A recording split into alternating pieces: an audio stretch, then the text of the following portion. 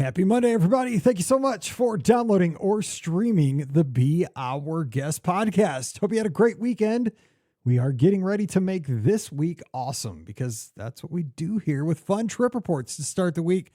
We're heading out to Seattle, Washington with our friend Face On because he's been on the show before. So he's coming back and we are headed out internationally today to Tokyo Disneyland. We're going to talk about Tokyo Disneyland and DisneySea. In this trip, if you've ever really thought about heading over to Japan, we have all of the details as far as your planning. We have the ADR scoop. We have all about planning the perfect hotel, about flying over the airports, about early entry, just the best things to see in both of these parks and the culture. And of course, Duffy is going to get a discussion as well. Sit back and let's have some fun talking about Japan on today's podcast. Don't forget, today's show brought to you by the Magic for Less Travel. We'd love to help you plan your next Walt Disney World, Disneyland, Disney Cruise Line, or Adventures by Disney vacation for no additional cost to you. Check out all the details right now over at themagicforless.com. Please also use our Amazon affiliate link when you shop online. That one extra click supports everything we do throughout the year. It's beourguestpodcast.com/Amazon. And thank you so much to our Patreon supporters. You guys make the show possible. We could not do this without you. And you can support us as well. Just $5 a month. It's like a cup of coffee. And for that, you get a bonus show every week called Mike in the Midwest. Coming over this week. We're waiting for you. Patreon.com/beourguestpodcast. Ready to take a trip to the world? You found the Be Our Guest Walt Disney World Trip Planning Podcast. This is where your memories come front and center on our podcast stage.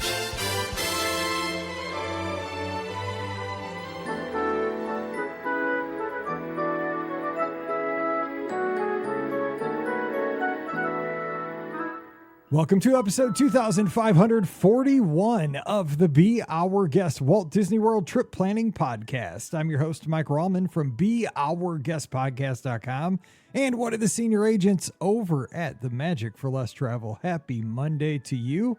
Hope you had a great weekend. And, well, if you are living in my world, you know that right there, that was last weekend without football here until February. That's right. It's a good thing. So hope you got everything done that you needed to if you're a football fan, because good times are they're coming, and it's going to be a good time here in the United States here shortly. But we're going to get you, we got to get out the door and down the road, as I always say on little teasers, because it is time to get to work or school. Good luck to everybody headed back to school today. I know a lot of folks are headed back for the first day of school today. A lot of students make it a great year. And today, we're going to take you to school, a little geography lesson, because we're headed outside the United States today with a great trip report. Guest of the show who's been on before. We're headed out to one of the great cities in the country, out in the Pacific Northwest, Seattle, Washington. Face On, joining us again. Thanks for coming on the show today, buddy. Glad to have you back. Thank you so much. So, how are things out in the PCW? Did I say that right? PNW? PNW. I see. I knew I was like, as soon as I said I said the wrong letters. I said I'm freezing up. But yeah, I've always wanted to go out there. It looks so beautiful, even though I've heard it rains all the time. Yeah, no, this is the perfect time to head over in the summer. Nice kind of moderate weather. It's beautiful. The mountains are out, and so it's a great time to visit. I got to ask you this, because everybody assumes, since I'm in St. Louis, right? I'm in a suburb of St. Louis. I'm about 20 miles from the city, a little bit west. Everybody assumes I go up into the Arch like daily, like that's all they know. Like, oh, Mike's from St. Louis. He goes up in the Arch. How many times have you been up in the Space Needle? 4 times. Okay. The fingers on the hands. I always wonder that about locals. Like, like if you live in Paris, do you go up in the Eiffel Tower all the time? Yeah. Because I think a lot of times you live in a city and you got like an iconic thing and you just never do it, So I will say though, the Space Needle, right, is one part of what's called Seattle Center, but there's a lot of activities to do in the Seattle Center. So we've gone to the Seattle Center many times. They have festivals in the summertime. They have a children's museum. They have the Kraken plays there. The Seattle Storm plays there. So we go to the Seattle Center plenty of times. The Space Needle, not as much. So the Kraken, the hockey team, plays right there at the Needle. I didn't know that. That's pretty interesting. Right underneath the Needle. Yeah. Oh man, that's pretty sweet. That's a nice spot for a nice venue there.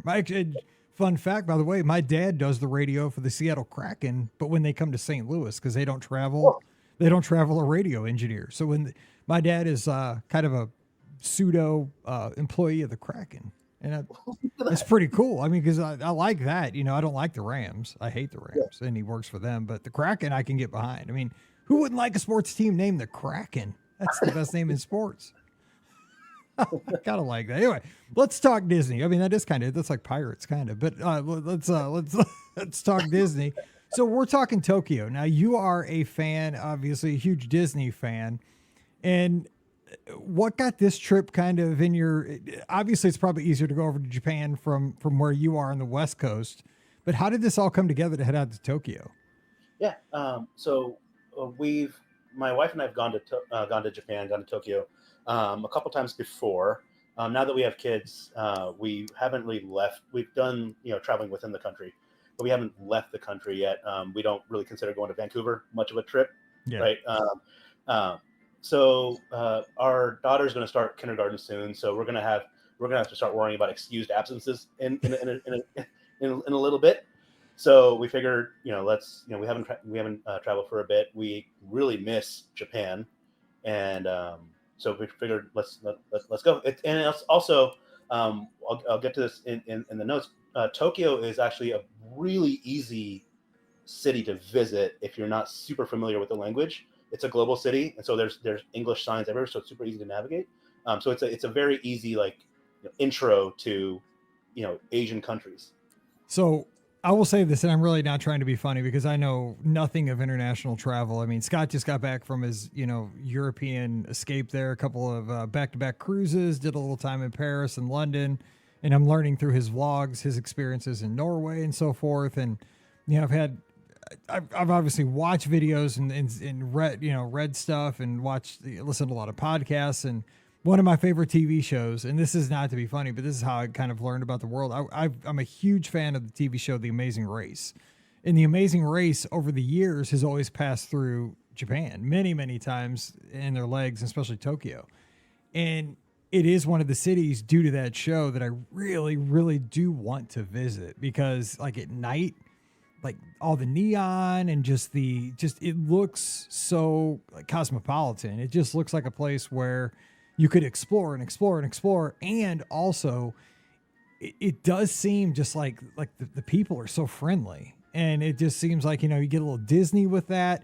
The culture seems great. I mean, then you can get outside, I think, of even Tokyo proper, and you got mountains and you just got beautiful, just places, vistas to see. I mean, it does seem like it would be very fun for somebody that's maybe exploring international travel for the first time.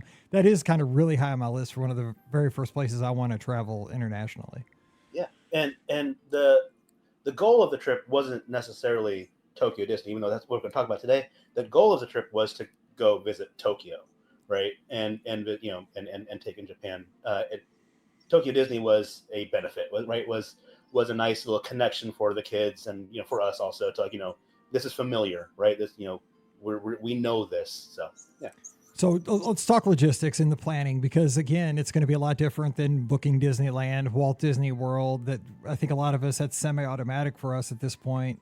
What would you tell folks? Because you lay it out a lot for me, and one of the in the notes, it's very competitive. There are some restrictions. There's obviously less Disney-owned hotels. So just walk us through what you had to consider when it came to putting everything together before you even considered stepping outside your house. Yeah. So outside of all the legal stuff to go to Japan, right? Passports. Yep. Outside of that, when it comes to Disney specifically, there's one big date that you have to keep in mind, which is 4 months out, and that's where that's when your hotel window opens up. And that is super competitive. So when you're thinking about pre-trip planning, which we all kind of like being Disney fans, right? we like that planning. 4 months out is a key date.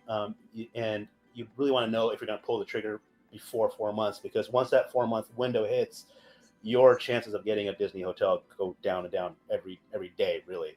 So at that 4 month mark, you really got to know, hey, we're doing this.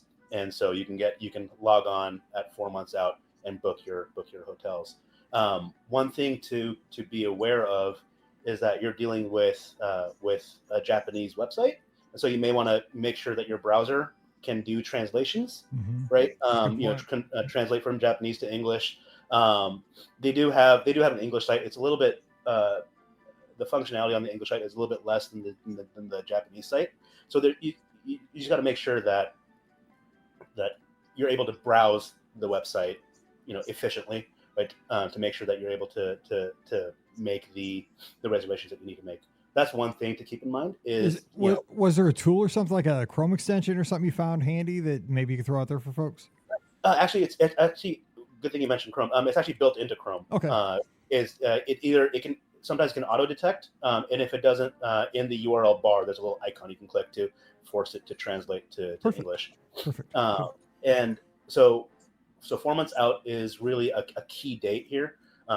And you can book your flights and stuff, whenever that makes sense for you. But in terms of the Tokyo Disney part of the trip, 4 months out is really a key date, because there are a couple of hotels which I'll mention that are super popular and have a lot of perks that make sense for if you're gonna make the trip out there.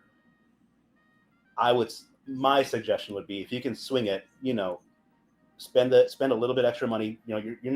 This probably isn't an every other year trip, right?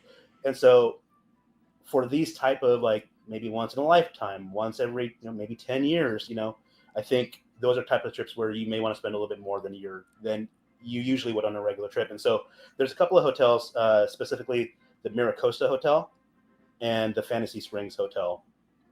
Fantasy Springs just recently opened up. It opened up a couple of days after we actually left the resort, which was unfortunate for us. But Miracosta and both Fantasy Springs, they're both attached to DisneySea, which is they have two parks, Disneyland and DisneySea. And if you think of kind of like the Grand Californian and how that has that entrance right into California Adventure, Fantasy Springs and Miracosta have that entrance right into the park. So you're not going through a downtown Disney. You're not going through that type of esplanade, that type of area. You're going right into the park. And so because of that, they're super competitive and they sell out really fast. So that's one thing I would recommend is, if you're even somewhat serious about a Tokyo Disney trip, keep that 4 month mark in mind. So that way you can at least get some logistics in place, and you can always cancel, right? It's refundable, but you want to make sure you got something at least. And those two hotels, because you kind of broke it down that there's 6, and these are in the deluxe category, so you're getting those deluxe accommodations, I'd imagine. And you said also that there's a limit of 5 nights. I mean, that for Disney fans, that seems kind of restrictive, right? Because I know, especially our like folks that listen over in Europe. I mean, when I book trips for folks in Europe, it's like 14 nights, and a lot of Americans, I mean, we're usually 7, 8 nights. 5 nights is kind of, that's a tough thing to think about, I think. Yeah, and I mean, you can go back in, and we work within the 5 nights, but I would assume that you can go back to back 5 nights. Yeah, just on one reservation. In one transaction, you are limited to at most 5 nights, and that includes split stays, which we don't usually do in the American parks, but we did here. And I'll go over why, but we stayed at Miracosta to get that access to DisneySea, and then the Disneyland hotel to get that quick walk over to Disneyland. Nice.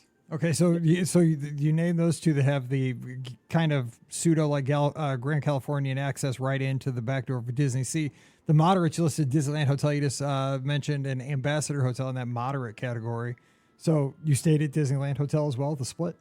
Yeah, and so if you think of Disneyland, if you think of positioning, you've been to Disneyland, and so how Disneyland and California Adventure are just right across the Esplanade. Mm-hmm.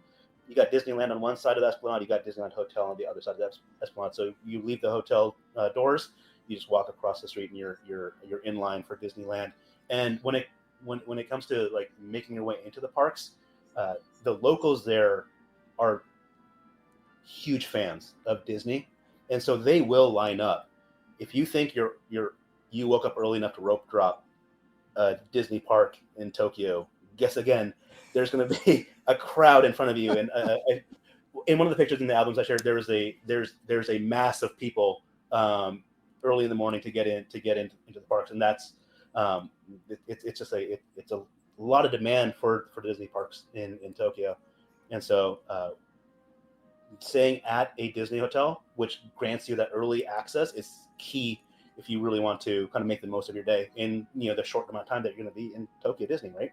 So no, there is that perk that you get in. It's not called. I remember seeing it in the notes. I wrote them this afternoon. It's happy entry is what they call it, right? I love that. Like when I saw that term, happy entry. I mean, that's just. I don't know if it's cultural, but I just like that.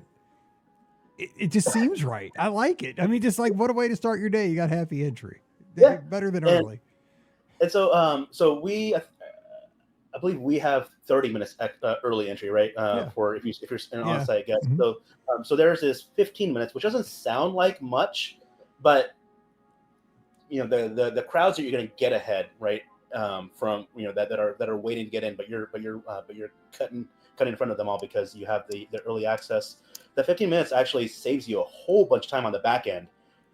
Later in the evening, later in the afternoon, when things do get crowded, you got a couple of the top ticket items either done. You either rope drop them, or you were able to get in early and you're able to buy those skip the line passes ahead of everybody else that hasn't signed in or hasn't gone through the gates yet. It kind of works similar to Disneyland, the fast lightning lane in Disneyland, where you can't make the advanced reservations. You can start making them once you get in. So it works like that. So when you get in that early entry, not only are you able to get in line, a physical line for a ride, but you're also able to get those fast pass equivalents for the next ride that you want to get on. Very cool. So real quick, the values over there: Toy Story Hotel, and you got the Celebration Hotel, and there also are some like Good Neighbor hotels. So we can kind of wrap that. The Toy Story Hotel over there looks awesome, by the way. I mean, I've just seen like pictures and stuff of that because again, I'm like a value guy, but I would stay deluxe probably and do a split because I would have to kind of, if I'm gonna while in Rome kind of thing. But I'd have to stay a couple nights at Toy Story. That's one of my favorite Disney movies, and it looks amazing. Yeah. I think the Toy Story Hotel, I think, is also one of the ones that's on the monorail loop, so you can easily get around from the hotel to the two parks to their downtown Disney equivalent area. And that monorail over there, because I always see coverage of that, it's pretty amazing in itself, right? I mean, it's like super clean, it's super themed. I mean, it's amazing, right? Yeah. The handrail, the loop that you hold onto is a Mickey silhouette. The windows are Mickey shaped. It's super themed, and it's surprising that we don't have that, right? I know. It's like, oh man, I see that kind of stuff, and I'm like, why can't we have those kind of nice things? But then I see people leaving, trash, garbage in the one at Walt Disney World, and I'm like, this is why we can't have nice things, I guess. I don't know. People, let's get it. It's not us, the people that are listening to this show. It's the other people that are leaving their garbage there. We're the ones cleaning it up. Scott's always like, I'm always picking up trash. I know, we all are. It's what we do. Okay, so let me ask you a couple of things, because you gave me such great notes. So what about like ADR equivalents? So you want to go there, you want to have as much taken care of ahead of time. And we're used to making ADR 60 days out. Same thing over there? Nope, doesn't look like it. Yeah, so they have two windows for ADRs. They have your standard theme park restaurants, and so those for that one it's 1 month out, and they have restaurants within the resorts too. So there may be like a buffet of sorts in there's a buffet in Maricosa. They have a couple other hotels in Maricosa as well.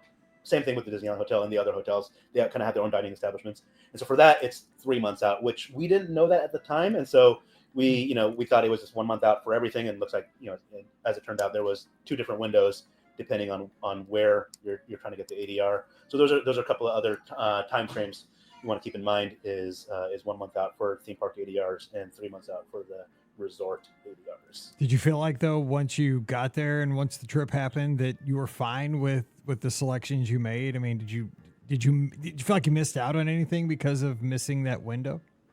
For the first night, it kind of felt that way because it would have been nice to, when we first checked in, it wasn't a park day, it was just a resort day. And so it would have been nice to kind of just stay within the resort and eat within the resort. So we went into the downtown Disney equivalent area. They call it Expiari, and we were able to find some good food there. And so not the end of the world, right? You're in Japan, so you can eat get your opportunity to eat some Japanese food, right? And whereas the food option within the resort probably would have been a more safer option, right? A more familiar option. And so, pros and cons, right? Right. I mean, yeah, exactly. I mean, but you could explore, you could try something new. I mean, yeah, that's how I am too. Hey, sometimes if you can't get something, it's an opportunity also at the other end. Okay. So you also mentioned airports. You had 2 airports and kind of, again, I feel like back to Amazing Race. I feel like Phil Keegan, when he would have like the roadblocks, this one has pros and cons, farther away and closer to the city. So talk to us about that. Yeah, so there's 2 main airports, Narita and Haneda. Narita is further away, but it has an express train into the city. Haneda is closer to the city, but it has local public transit options. They both offer, and if you're going to start off in the Disney resort, or if you're going to end at the Disney resort, they both offer shuttles to and from the airport. So if Disney's going to be on either end of your trip, they both offer shuttles straight to and back from there, from the resort. Nice. And then, so it was a 12-hour flight though from Seattle. See, I didn't think it would be that long. I was guessing like 6 to 8. See, I scope and distance. Yeah. Wow. 12 hours.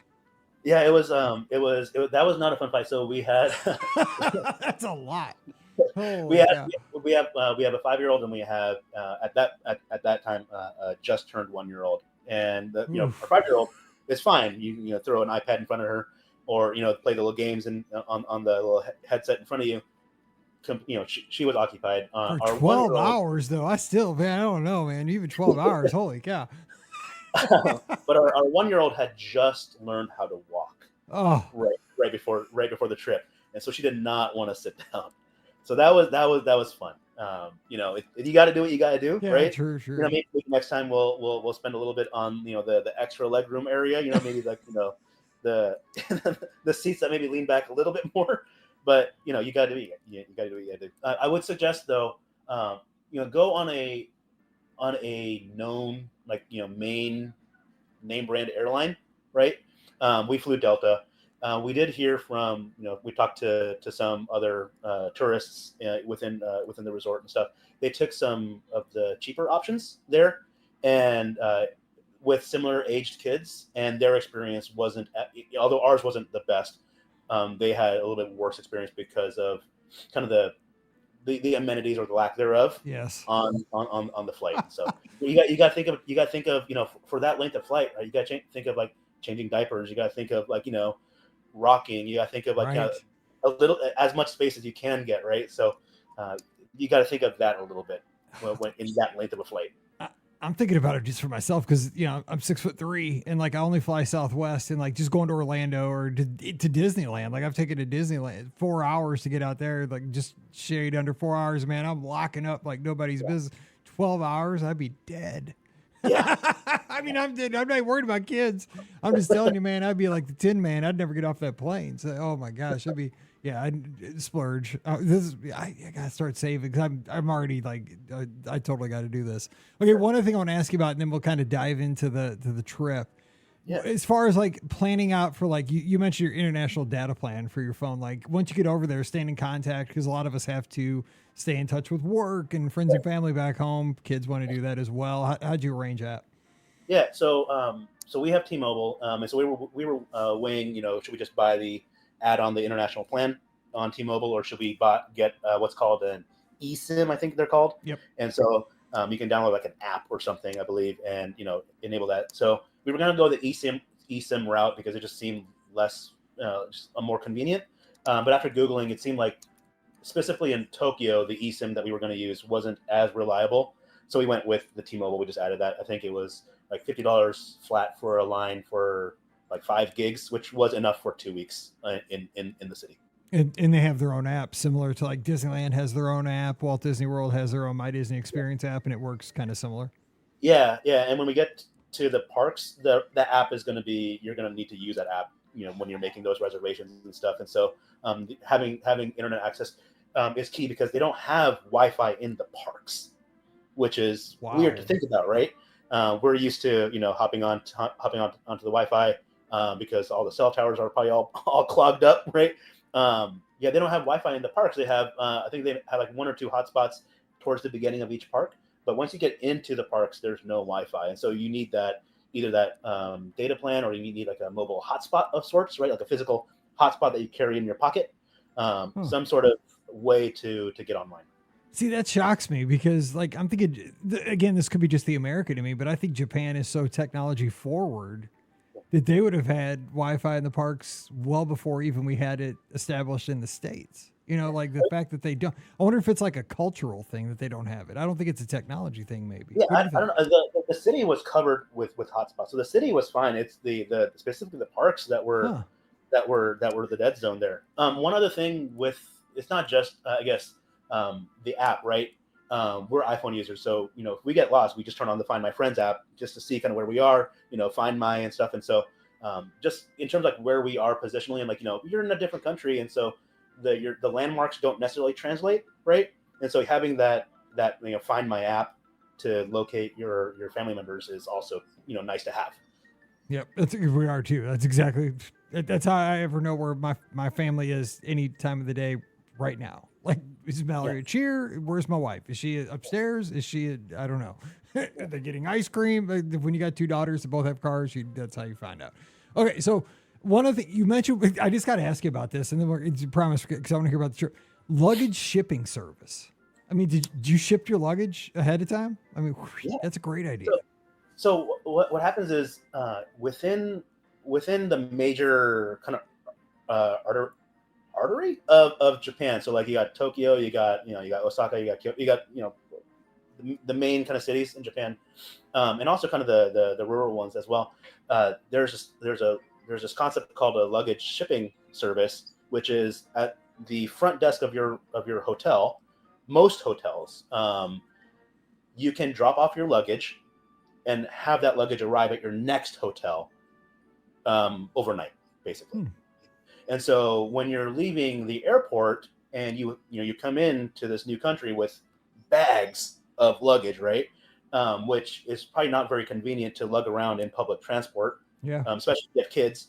And the taxis that they have are kind of smaller in size, so they're not going to fit in there. This luggage delivery service is key. So we shipped. Basically, what we did was we had kind of like a cruise. You kind of have your day bag, right?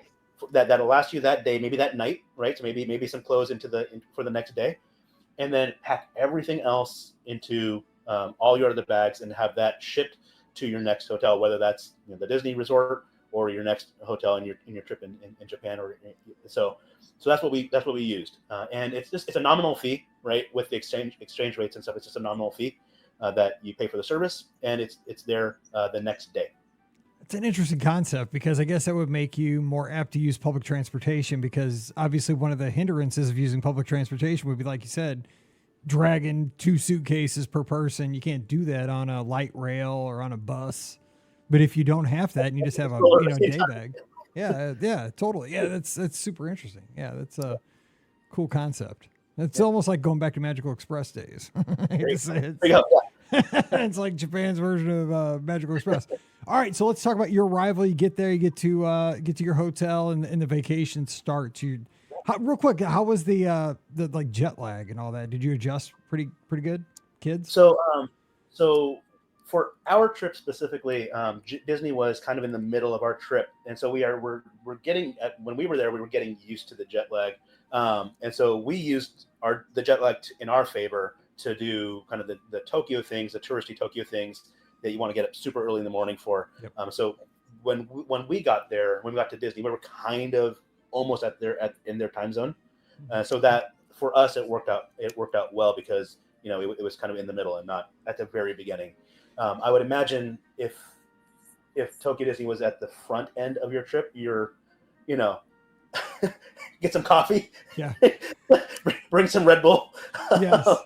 Have a little because it's a real thing. It's not just 3 hours, right? It's a big time jump. Man, but I've never done that. So I was just excited because I moved 3 time zones out to Disneyland, and I was pumped about that. So again, I got to live a little bit. This is why I love these trip reports. I'm super excited. I got to live it through Scott's vlog here as he's putting them up there. And this has me super excited. One of the things you mentioned though, and I love this, you guys are our listeners are the best. Faison, you're the best because you said it's great to know some basics because you are visiting their parks, right? You're a part of their culture. This is Tokyo Disneyland, and just like no, please, thank you, excuse me, some basic terms, and that came in handy for you throughout the trip.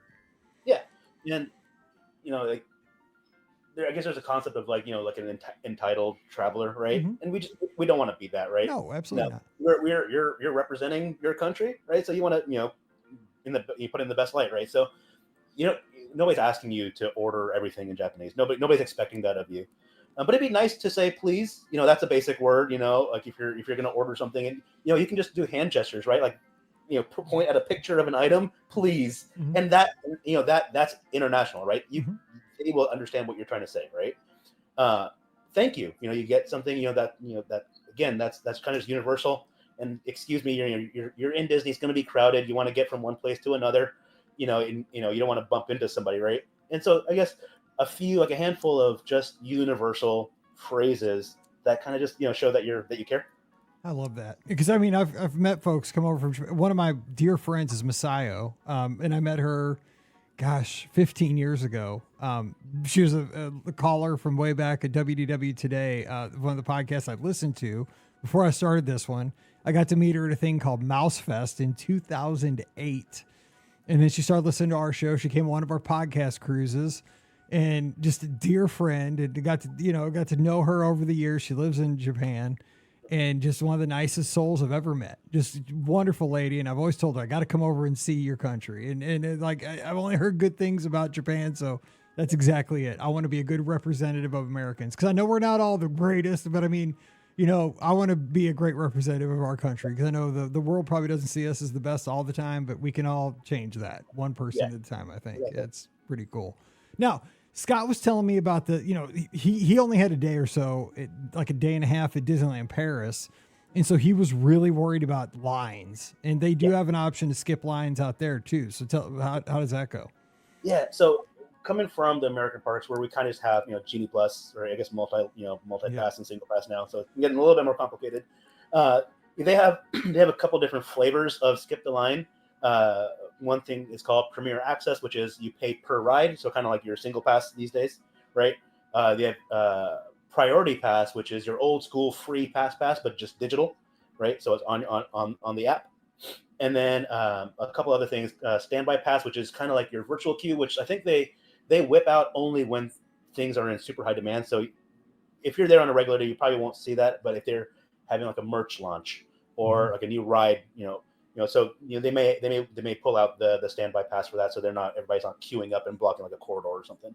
And then they have a thing called Entry Request, which is kind of like a lottery for mostly it's like shows, like either like a stage show or things like that. And so basically, you put your you go into the app and you select the item and you select a time that they're doing the show, and you kind of just cross your fingers and wait, see if you get kind of good luck at the end. And so the thing with the lottery though is it's one attempt per family per day for the show. So let's say for example they had 3 things that you can put you can throw your hat in. So you can throw your hat in 3 times for one time for each thing, but that's it for the day if you don't luck out, right? Which is kind of unfortunate because for those things they don't have like a actual standby queue. So it's all based on lottery. That's what I was going to ask you.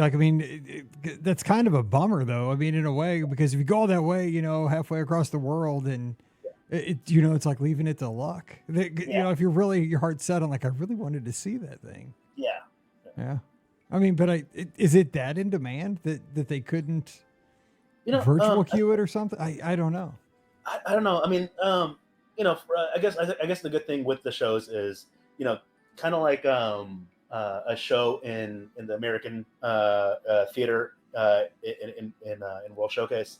They have the theater, they have the amphitheater and stuff, but you can always kind of sit back, and kind of take in the experience. You may not be sitting down, and getting that experience there, but you can still see the show a little bit. You can still take in the noise and and what they're singing, what they're doing and stuff. So I guess there is that.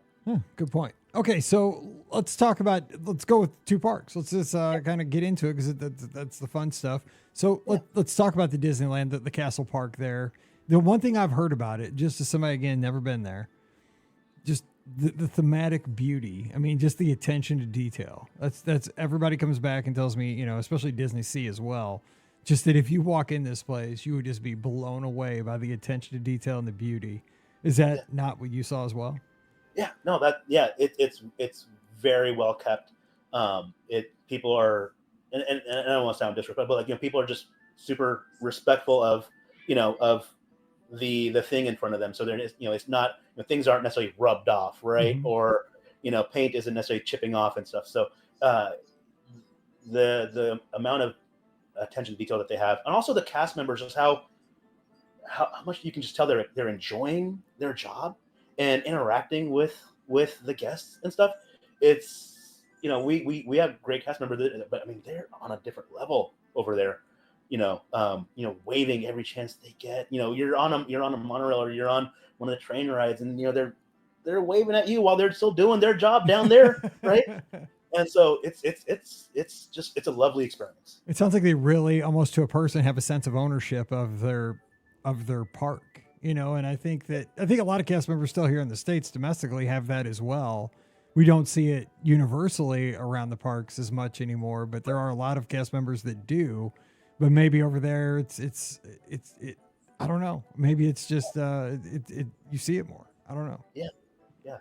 But no, it's a beautiful park, and it's very similar to our castle parks, right? You got Tomorrowland on the right, you got Adventureland on the left, you got Fantasy, you got your Fantasyland equivalent, straight ahead, right? And so it's very familiar, right? And the one thing that it doesn't have, though, which is unfortunate, is a perimeter railroad. They do have a railroad ride, but it's perimetering the one of the lands. So it was very quick on and off when we didn't really realize that when we got on. Oh, we're done already. So that it's like Casey Jr. at Disneyland. Like wait, that was quick. But it's a beautiful park, and it's from. I listened to some podcasts and stuff, and so when they were designing it, I guess they picked and chose what they wanted from Disneyland while they were building Magic Kingdom, and so it has the size of Magic Kingdom, right? It's vast, right? But it has the charm, I guess, of Disneyland in it. I like that. And the rides that kind of have like a spoken aspect to it, like Jungle Cruise or really anything that has like talking animatronic and stuff, they're going to be in Japanese, but we've been through these rides, right? And we understand, it's Disney, it's a story, and we understand kind of you may not understand the words, but you understand the gestures and you understand kind of where the story is taking you, right? So you can kind of fill in the details, and it's great, and you don't have to speak Japanese to understand that, right? Which is great. Yeah, I was wondering about that because exactly, if they're speaking Japanese throughout the attraction, but again, the weave is all of us listening to the show today. We've been on, these, like you said, like Peter Pan so many times that you could narrate the attraction yourself. So basically it's probably what you're doing in your head as you're going through. And I mean, it would be kind of wild. I would imagine though, just to have that audio playing, and you're hearing it, but then the visuals are familiar, but the audio is different. But I would enjoy it. I think it'd be cool. And where that really comes in play is in the parades, right? So you have the floats going down the street, and these songs, right? You've heard these songs, and so where they are in the song, but it's in Japanese, and so right, and it's so interesting, right? And and how and how those Japanese words, you would think that the song is you can only hear it in one way, but those Japanese words, they fit right in. And they rhyme just like they're supposed to rhyme, and so it's super interesting. You're like, they're making that up. Those words do not make sense. They're just totally making this up on because it cannot rhyme like that. No, but it probably does. So let me ask you, so in the Disneyland park, what were some of your personal favorites? Like you went over there, when I went to Disneyland for the first time, I fell in love with, just like Scott, I loved Alice. I like the Casey Jr. circus train. I thought that was cute. Obviously, I love the Matterhorn. Pirates was better out of Disneyland. I love Fantastic. There's just so many things that were just, even if we had a version at Disney World, like I just kind of tended to enjoy the one out at Disneyland better. But what stood out to you out at the Disneyland park in Tokyo? So a couple of our favorite rides that we really enjoyed was there's a brand new ride called Enchanted Tales with Beauty and the Beast. Brand new ride. It's a trackless ride that takes you through kind of the a Cliff Notes version of the movie, really. And there is a ride called Monsters Inc. Hide and Go Seek, Ride and Go Seek, which is basically your Monsters Inc. ride in California Adventure. Combine that with Men in Black over in Universal. Oh, nice. And nice. so that's a fun ride as well with the kids, because there's a little gamification of it as well. And then there's a ride called Happy Ride with Baymax, which is basically a Baymax version of Aliens Swirling Saucers out in Disney World, or Mater's out in California Adventure. And so I know you mentioned this at the end, right? But I'm going to jump in here before we go over to DisneySea. Duffy's a big deal, right? Out there. I mean, I've heard like they have ledges so you can take pictures of Duffy. I mean, is it just Duffy, or is it like all these like characters? And because I know my friend Masayo, and I hope Masayo's listening today. Hey, Masayo, hope you're doing well. She always brought her little beanie. I forgot the beanie that she always carried with her and brought it on all of her trips and took pictures with it and all that. But I mean, is it just Duffy, or is it like other Stuffies? Because Sally Mae, I think, was Duffy's girlfriend for a while. And I mean, tell us about that whole phenomenon out there. there's a whole cast of characters.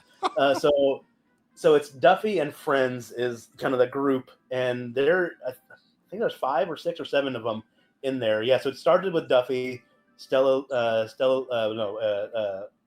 Mae, and then and it branches off. And so each of these characters, so they all live, quote unquote, live in DisneySea. So you don't really see cross contamination from, Duffy and his friends from DisneySea into Disneyland. And I think people kind of buy into that. Oh, wow. That reality. Okay. That, Duffy lives here. Okay. And not. My bad. Sorry, No. everybody. I'm they're going to be coming after me. No, we'll wait till DisneySea. Here we are. Somebody's probably wearing a Jedi robe from Hollywood Studios, getting over to Animal Kingdom. So, oh my God! Yeah, I didn't know. Sorry, my fault. I had no idea. And Duffy is a real thing in DisneySea. It is a real thing.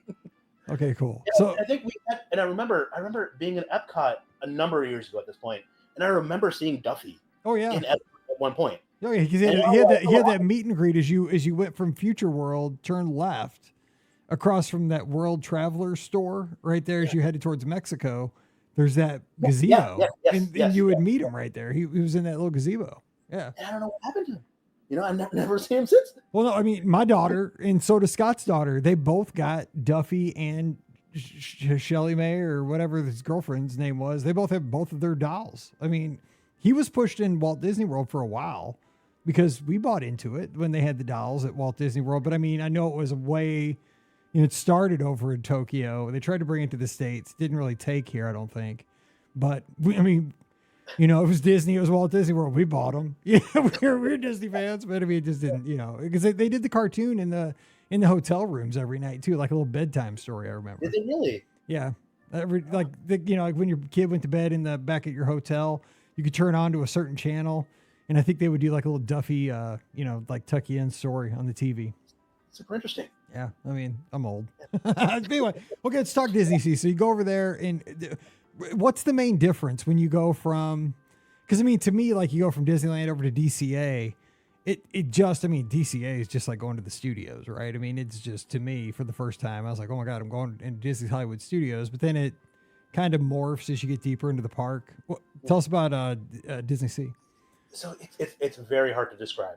I guess the easiest way would be if you think of like World Showcase, where you kind of there's like a lagoon in the middle, and then you kind of have your pavilions, but replace pavilions with lands, right? So you have this center kind of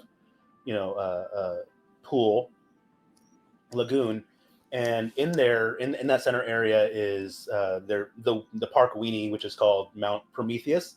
So it's like a volcano, and in there is a couple of different rides: 10,000 leagues, 20,000 leagues under the sea, and then Journey to the Center of the Earth. So there are a couple of different rides in that volcano, which erupts in the nighttime show, which is a great effect to have. And kind of around the park is your I guess it's themed after like global ports. So it's very like nautical theme, right? So they have like Mediterranean Harbor, which is kind of like your Italian themed port, American waterfront. So they have they have the American themed things there. They have an English show in there. So if you're craving some English, you can kind of hang out there a little bit. They have kind of like a steampunk area called Port Discovery, which is a super cool place where they have a water ride that it I don't know how this works, but it takes you around this little pool with shooting waters and stuff, with shooting streams of water, and you're just on this ride, and I have no idea how this works. It's very cool. Magic. And they have like a South America type of area. They have Arabian Coast, which is kind of like your like Aladdin themed things a little bit. You have Mermaid Lagoon, which is kind of under the sea aerial, very kid friendly, very cool because it's all indoors. It's all not a lot of AC. And then they have kind of the new land Fantasy Springs, which has its own hype over there. And am I wrong? Is Frozen open, or is that where Frozen is, or no? Yeah, that's where the new Frozen ride, Peter Pan, and I believe Rapunzel ride are all three over there. Yeah. So when you were in this park, I mean, obviously this is a lot different than the Castle Park Disneyland over there. I would imagine that this one, I don't know. I mean, did this one draw you in more because of how this one feels a lot more unique though than anything back in the States, right? I mean, did you want to spend more time here just if you had the choice? It's very unique. I would want to spend more time if when our kids grow up a little bit more. Yeah. Because there are several height restrictions outside of kind of the couple of kid friendly lands. A lot of the other things have height restrictions, and so when they grow up, then definitely. And also, DisneySea is the only park that I can think of that has elevation. You go up and down. There's stairs. There's hills. So you're getting you turn on your Apple Watch. You're going up and down quite a bit, and which makes it kind of hard to navigate with a stroller.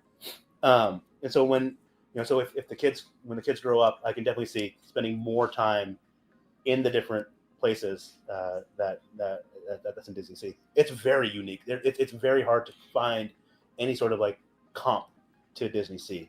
That's what I've heard. Yeah, I've heard that it is like it's its own thing. But that comp though with the water and around World Showcase, I've heard that as well. I've heard a couple people kind of say like if you had to visualize it, start with like World Showcase, but then instead of countries, it's whole like ports. But I still can't. I mean, I've seen maps and stuff, but again, until you actually put yourself in the place, you're kind of. That's why again, you gotta be so excited. I'm so jazzed. We got the passport applications on the kitchen table, people. I'm going to get a passport. That's step one. I mean, you started, even way before I'm even getting close. We're going to get there. Paige is laughing at me. She just took her whole basketball team to Barcelona a couple weeks ago. So she's like, God, come on, Mike, let's go. Anyway, so let me ask you about this. Okay, so over at DisneySea, I know they have, like you said, there's some cool attractions. The Journey to the Center of the Earth sounds really amazing. What stood out for you as far as a couple of attractions that you enjoyed over in this park? Yeah, so we really like I mentioned the water ride, and forget what it's called. I think it's called Aquatopia is what it's called, and it's just it's a fun little ride. Obviously you don't want to ride it when it's raining, right? Because it's out in the open and stuff. But when you're able to ride it, so we were staying in Miracosta, and so we shut down the park because we wanted to watch. My daughter wanted to watch the nighttime show, and there were still a few minutes left in the park, so we were able to ride that ride, and it's a fun ride. That that twists and loops and does its thing, and it was a very fun ride. And then over in the Mermaid Lagoon, again, we were dealing with height restrictions, right? So we couldn't really do some of the coasters. We couldn't do some of the we couldn't do Tower of Terror this time around. We did it when earlier when it was just my wife and I, when we were a little bit younger. But in the Mermaids Lagoon area, they have a couple of small roller coasters. If you think of Gadget's Go Coaster over in Disneyland, I think there's a similar coaster in Magic Kingdom in the near Dumbo. I think there's a Goofy themed coaster there, kind of like your entry level, right? You hit your first height milestone. Yeah, kind of like Barnstormer over at the Magic Kingdom kind of thing. Yeah. And so so they have a couple of those coasters, which is nice to experience. And also, it's indoors. You're in Japan. At least we were in kind of on the edge of summer, so humidity was setting in. So it's nice and indoors and stuff. So those are kind of a couple of rides that stick out to us. So kind of wrapping this up, because we're getting kind of towards the end of the show here. I mean, it seems like it seems like you guys didn't have much difficulty going there, even not speaking the language, and logistically it didn't seem like it was too much of a hardship to plan for and to get over. I mean, the long flight, obviously that's a little tough, but there's no way around that. If you're going to do this, it's going to happen.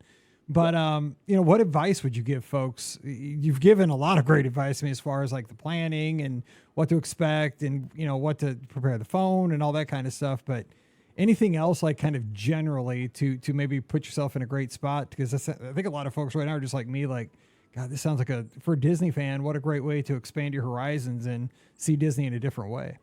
Yeah. I mean, I would say if this is going to be your one trip in a long time or once in a lifetime trip, spend your time or your days. Cause again, if you're going to stay on site and you're limited to those 5 days, right. And you're kind of working within those boundaries, right. I would say spend a little bit extra on these experiences that you won't have the chance to do again, right? I'd much rather spend a couple of dollars extra on a skip the line pass rather than wait 2 hours, 3 hours in a queue for something that, I don't know when I'm going to do this again. So in a trip like this, I would spend more than I would be, than I usually would, just because I know that I'm not going to do this very soon, right? So staying in a resort that gets you in early, doing those skip the line passes. I would also kind of spend time doing attractions that we don't have either a clone or a similar version of, Small World, it's not the exact same, but we kind of know. And if you're limited on time, those are a couple of things that, all right, I can appreciate the facade maybe, but I'm going to go over here because we don't have this right over here. So those are things I would recommend. And also, their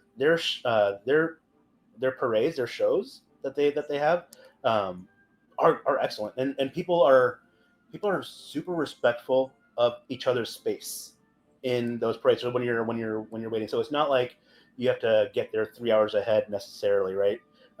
You can get there and people are sitting down. You don't have to worry about being the tall one in front of a short person, right? You don't have to worry about being the short person behind a tall person. Everybody's kind of like lines up like nesting dolls, kind of, I guess. Yeah, everybody's just very respectful of kind of where they are and kind of the people around them. So you have a I would recommend kind of watching shows, because I think you're probably gonna have a good time watching shows. You're not gonna have to rub shoulders with necessarily anybody, right? To jockey for position. Those are a couple of things, right? Kind of if you're gonna make it, and also getting away from Disney for a bit. That's what I say. I was going to close out with, like, besides the Disney, like, what was there in Tokyo that was really cool to do? Yeah, in Tokyo, there's several places to visit to get some good sushi. They have Tsukiji fish market. They have kind of a very they have a place called Harajuku, which is very kind of fashionable, very kind of like hip, cool. So they have places like that. They have they wouldn't let me in that place. They'd be like, keep moving. They have shrines, right? Like just taking in kind of the beauty. They have they have a place called Sky Tree, I believe. Yeah, it's called Sky Tree, which is, if you think of like the Toronto Tower, the Space Needle, kind of like that, right? If you think of that in your head, similar to that, where you go up and you see across the city. And man. and they have cool kind of like, oh, this far away you're seeing this. One of those things is Tokyo Disney. The other thing is Mount Fuji, right? And so that's super cool. And if you're gonna travel all the way out there, Tokyo, yes, is a city. There's other cities in Japan to visit also, right? Osaka, Kyoto, and yes, we're Disney fans, but they also have Universal down, bullet train down the road in Osaka. So if you're gonna make if it's a trip, you want all the way across the country, taking the city, taking the country, go to the mountainside, there, and kind of taking kind of the quietness and the kind of the slower pace. And so I would kind of recommend those things. Again, Japan, Tokyo specifically, but Japan in general is very easy to navigate if you don't speak a lick of Japanese. There's English signs, gesturing is universal. Maps, right, pointing to and with the technology of today, I mean, literally, real-time translation on our devices. It's getting easier and easier every week. So offline maps and offline translation. I mean, I can barely speak English, so I would do the best I could over there. But it seems like the culture is very kind to people that are not from their country. Again, the big three, just personally, that I've always thought, I do want to see the Disney parks over there. I want to see Tokyo proper because, again, I've seen all the neon and just the excitement, the cosmopolitan aspect of the city. And I've also heard, now I don't know if this is true, there's some electronics store in Tokyo that's supposed to be just enormous, and it's got all kinds of crazy electronics. So I got to find that. Yeah. I've heard on podcasts. I listen to nerdy podcasts. So I visit that. And then, like you said, I want to get outside and see the rural parts of Japan, see the mountains, just the peace, because I've seen that too. And I just want to enjoy just being out and seeing more rural Japan too. Yeah. It's a lot of, I think you had mentioned previous spots, sensory overload. Yes. So you get that in the Disney parks, you get that in a big city. So it's nice to kind of reset a little bit, right? And kind of go to a more quiet, more a little bit more peaceful. Yeah. So those are a couple things. If you're going to go all the way out there and I guess in a couple of years there's going to be a ship out there too. I know. I'm saying, and I mean, and the thing too. I mean, God, knock on. This is it's so sad, but in a couple of years we're going to be empty nesters. So, we're going to have time.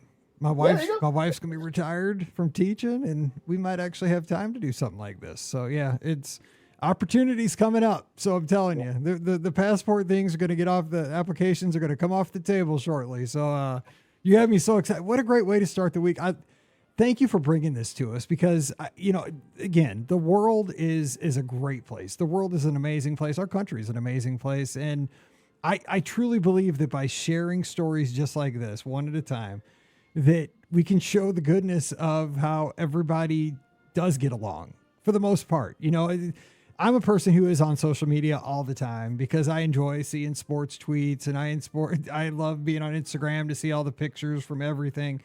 And I just tend to scroll right past all the bad, but I know it's there. But, I'm glad that we get to put this stuff out a couple times a week and just share awesomeness. Like you talked about how happy people are and how much fun you had with your family, and you got to come and represent the best of America over in Japan. And when I talked about Masayo, when Masayo comes over from Japan to the United States, I think her whole country's awesome because I've met Masayo and hung out with Masayo. She's like a buddy of mine. And, that's how the world should be. So you took the time tonight. You got a busy family. I know you got a lot going on, but I mean, what a great way to start the week. So thanks for taking the time. It really means a lot. All right. Don't forget, today's show brought to you by the Magic for Less Travel. We'd love to help you get out there and have a great Disney vacation. Just swing by the website this week over at themagicforless.com. We'll help you right away over at themagicforless.com. No cost to you, too. So check that out today. And also, please use our Amazon affiliate link. It's beourguestpodcast.com/Amazon.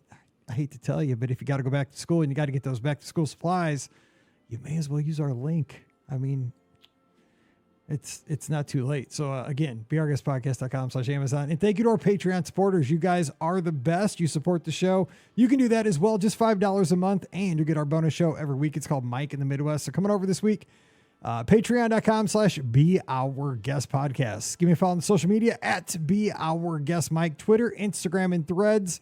And of course, join us in the clubhouse. Fun Disney Talk 24/7 It's our Discord server. Come on over and join us right now at beourguestpodcast.com/clubhouse. And finally, join us this Sunday night. Scotty G joins me, and we open up the phone lines and turn the show over to you. It's 7 o'clock Eastern, 6 o'clock Central. Again, this Sunday night, 5 locations. You pick. We're on all these places. Facebook, Instagram, Twitter, Twitch, and what's the 5th one? YouTube. I see I got it there. I always forget the one, and there it is. All right, so we're going to get out of here, and we'll see you again on Wednesday. But until then, for Faison, I'm Mike, wishing you a great Monday. Let's make it an awesome week. You guys stay safe, stay healthy, and we'll see you real soon. You've been listening to the Be Our Guest Walt Disney World Trip Planning Podcast. If you have questions, comments, or would like to be a guest on the show, please visit our website at beourguestpodcast.com. Thanks for listening, and we'll see you real soon.